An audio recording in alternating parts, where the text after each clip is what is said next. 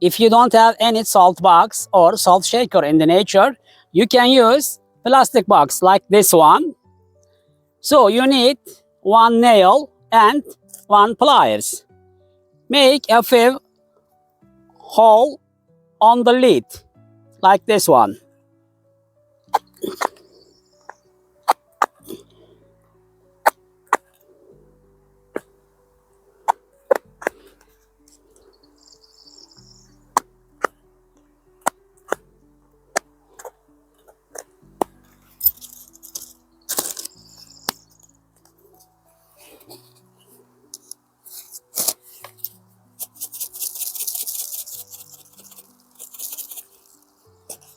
Or make paper shaker.